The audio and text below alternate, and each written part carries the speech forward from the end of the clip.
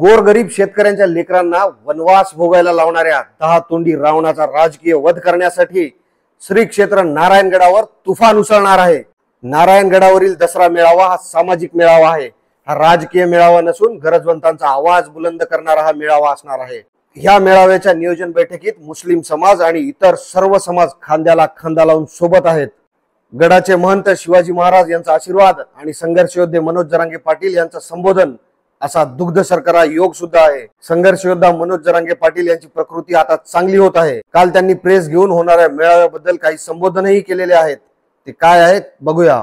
नारायणगडावरती बैठक झाली बीड जिल्ह्यातल्या बांधवाची पारंपरिक दसरा मेळावा घेण्याच्या संदर्भात। दसरा मेळावा होणार आहे। मी एक भक्त म्हणून गडावरती कार्यक्रमासाठी दसऱ्याच्या दिवशी 100% जाणार आहे। जो भक्तगण येणार आहे, माता माऊली येणार आहे, यांचा आशीर्वाद घेण्यासाठी, त्यांचं दर्शन घेण्यासाठी मी नारायणगडावरती जाणार आहे। बीड जिल्ह्यातले विशेष करून मराठवाड्यातले बाहेर गेलेले जे पोरं किंवा नोकरीसाठी गेलेले आहेत, कामासाठी गेलेले आहेत, सगळ्या बांधवांनी, माता माऊली आहेत, वयस्कर माणसं आहेत, सगळ्यांनी त्या दिवशी गडाच्या दर्शनासाठी अवश्य यायचं आहे। सगळ्यांनी एकजूट दाखवायची, आपल्या दैवताचं दर्शन घ्यायचं आहे, कारण तो दिवस विजयाचा आहे। प्रचंड मोठी एकजूट दाखवली जाणार आहे त्या दिवशी की एकीची, ती न्यायाची असणार आहे, ती परंपरेची एकजूट असणार आहे, ती कोणची राजकीय नसणार आहे। इतकी मोठी मजबूत एकजूट दाखवा दसऱ्याच्या दिवशी की अशी एकजूट, अशी शक्ती पुन्हा नाही झाली पाहिजे। इतक्या ताकदीनं सगळ्यांनी यावं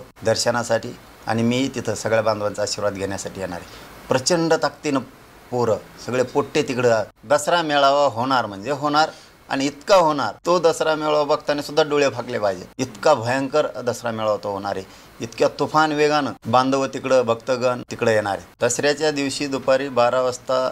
ह्या सर्व दरम्यान गडाचे सर्व शिलेदार बाबांच्या मार्गदर्शनाखाली गडावरील मैदानाची स्वच्छता असेल, गडावर आलेल्या भाविकांना पिण्याच्या पाण्याची व्यवस्था असेल, वैद्यकीय सुविधा, पार्किंगची व्यवस्था, रस्त्यांचं मार्गदर्शन, बैठक व्यवस्था, स्टेज व्यवस्था, ध्वनी व्यवस्था याचे तंतोतंत नियोजन सुरू आहे।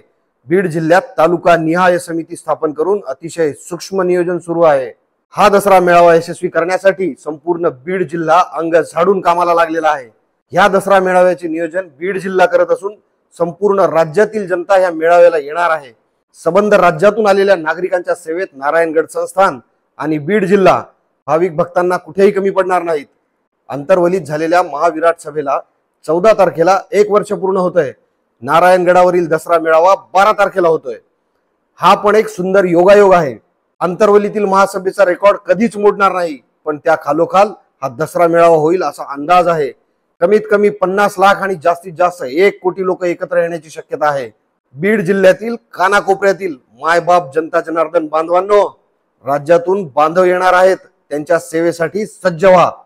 ही माहिती जास्तीत जास्त शेअर करा। वेळोवेळी अपडेट देतच राहील। तुम्ही कुठल्या जिल्ह्यातून येत आहात, तुमच्या काही सूचना, काही अडचणी, काही मार्गदर्शन असेल तर कमेंट मध्ये लिहा। जय शिवराय।